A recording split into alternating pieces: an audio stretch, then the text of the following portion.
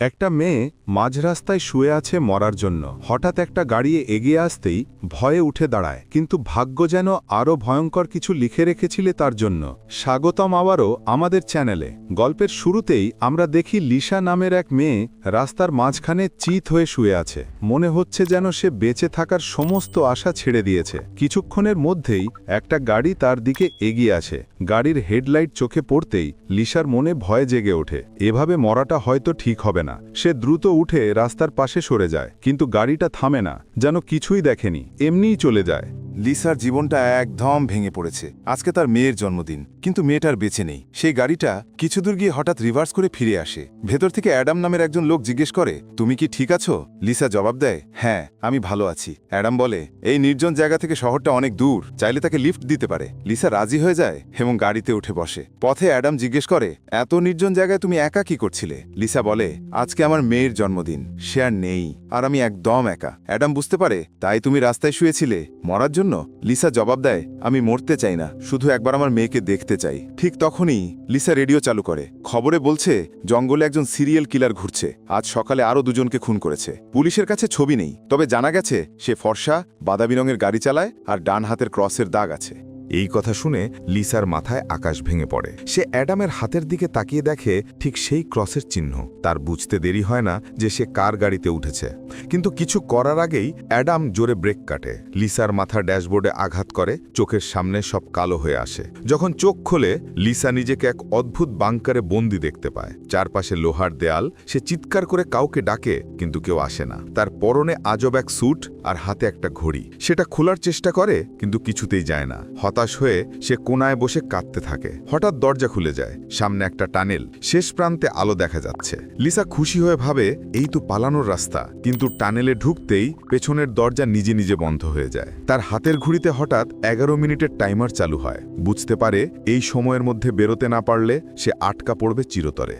Lisa হাতে পায়ে ভর দিয়ে রেঙে এগোতে থাকে। কিছু দূর যেতেই সামনের দরজা বন্ধ হতে শুরু করে। সে দৌড়ে যায়, কিন্তু পৌঁছানোর আগেই দরজা পুরো বন্ধ হয়ে যায়। চিৎকার করে ওঠে লিসা। তখনই একটা সরু পথ সকে পড়ে পাশে। অনেক কষ্ট করে সেই পথ পার হয়। সামনে দুটো রাস্তা, একটা উপরে একটা নিচে। লিসা উপরের পথ বেছে নেয়, কিন্তু হঠাৎ মেঝে উপরে উঠতে শুরু করে। আর একটু দেরি হলে সে পিষে যেত। কোনো মতে বেরিয়ে আসে, স্বস্তির নিঃশ্বাস নেয়। কিন্তু বিপদ শেষ হয়নি। ঘড়িতে অ্যালার্ম বাজে, মাত্র 5 মিনিট বাকি।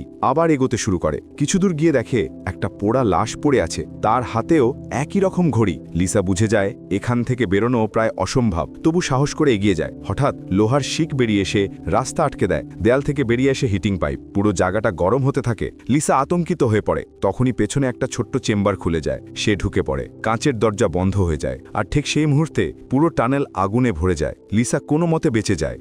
কিছুক্ষণ পর চেম্বারের দরজা খোলে। লিসা বাইরে আসে। আবার 11 মিনিটের টাইমার শুরু হয়। ওপরের অংশ নেমে আসে, প্রায় তার গায়ে লেগে যায়। এবার রেঙে এগোতে হবে। ক্লান্ত, ভাঙা লিসা আবার চলতে থাকে। হঠাৎ একটা পানির ট্যাঙ্ক চোখে পড়ে। প্রচণ্ড তৃষ্ণা। সে পানি খায়, কিন্তু বেরোনোর পথ খুঁজে পায় না। শ্বাস শেষ হয়ে আসছে। তখনই ওপরে একটা দরজা খুলে যায়। লিসা বেরিয়ে আসে, জোরে নিঃশ্বাস নেয়। অনেক ক্লান্তি, চোখ লেগে আসছে। হঠাৎ কারো চিৎকারের আওয়াজ শোনা যায়। সেই আওয়াজ ধরে এগোয়। হঠাৎ পায়ের নিচে একটা দরজা খুলে যায়। ভেতরে টকবক করছে তেজাব। কোনো মতে বেঁচে যায়। একটা কাপড়ের টুকরো ফেলে দেখে, সেকেন্ডে পুড়ে ছাই হয়ে যায়। সাবধানে এগোয়, কিন্তু হাঁটু তেজাবে লেগে যায়। যন্ত্রণায় চিৎকার করে ওঠে। একটু পরে একটা লোহার গ্রিডের কাছে পৌঁছায়। ওপাশে আরেকজন মানুষ, তার গায়েও একই স্যুট, হাতে ঘড়ি। লিসা বলে, আমরা দুজনেই আটকা পড়েছি, একসাথে বেরোতে পারি। কিন্তু লোকটা অর্ধপাগল। কখনো গালি দেয়, কখনো হাসে, বলে ওরা আবার আসবে, আমাদের মেরে ফেলবে। হঠাৎ ঘড়িতে 60 সেকেন্ডের কাউন্টডাউন শুরু হয়। হিটিং পাইপ বেরিয়ে আসে। চেম্বার খোলে, কিন্তু সেখানে একজনের জায়গা। গ্রিড সরে যায়। দুজনে ছুটে যায় চেম্বারের দিকে।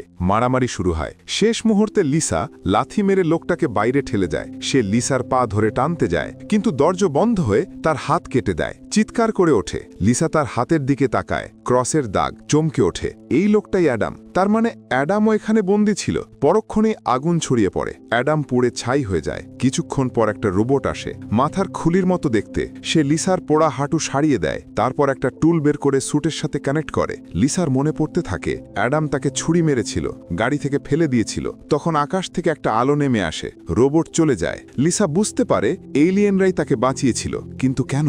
সে আবার এগোতে শুরু করে। অ্যাডামের কাটা হাতে ঘুড়ির নিচে কিছু চিহ্ন দেখে, সেগুলো পথ দেখায়। হঠাৎ ঘূর্ণায়মান পাখা তার দিকে এগিয়ে আসে, কোনো মতে বেঁচে যায়। ওপর থেকে কেউ একজন নামে, পোড়া ভয়ঙ্কর চেহারা, কাটা হাত। সে অ্যাডাম, এখন রাক্ষস। চোখ পুড়ে গেছে কিন্তু শুনতে পায়। লিসা চুপচাপ এগোয়, কিন্তু ঘড়ির আওয়াজে ধরা পড়ে। দৌড়ে পালায়, একটা সরু পথ দিয়ে বেরিয়ে যায়। সামনে দুটো রাস্তা। সে চিহ্ন দেখে বাঁ দিকে যায়। সেখানে কাঁচের দেয়ালে তার জীবনের সব মুহূর্ত দেখা যায়, কিভাবে তার মেয়ে মারা গেছে। কাঁদতে কাঁদতে এগোয়। অ্যাডাম আবার আসে, কিন্তু লিসা আরেকটা পথ দিয়ে এগিয়ে যায়। সেখানে নীল আকাশ দেখা যাচ্ছে। খুশি হয়ে যায়, কিন্তু কাঁটা তারের নিচ দিয়ে রেঙে যেতে হবে। মাত্র 60 সেকেন্ড। রক্তাক্ত হয়ে এগোয়। হিটিং পাইপ বেরিয়ে আসে। অ্যাডাম চেম্বারে ঢুকে যায়। লিসা প্রায় মরে যাচ্ছে। হঠাৎ নিচে একটা দরজা খুলে সে পড়ে যায়। চোখ বন্ধ হয়ে যায়। চোখ খুলে দেখে আবার সেই শুরুর জায়গায়। সব বৃথা, কাঁদতে থাকে। রোবট আসে, সে বলে আমি শুধু মরতে চাই। রোবট একটা ইনজেকশন বের করে। হঠাৎ লিসার মনে পড়ে অ্যাডামের হাতের চিহ্ন। দেয়ালে রক্ত দিয়ে আঁকে, বুঝতে পারে এগুলো তীর চিহ্ন। পথ দেখায়। নিজের ঘড়ি দেখে, সেখানেও একই চিহ্ন।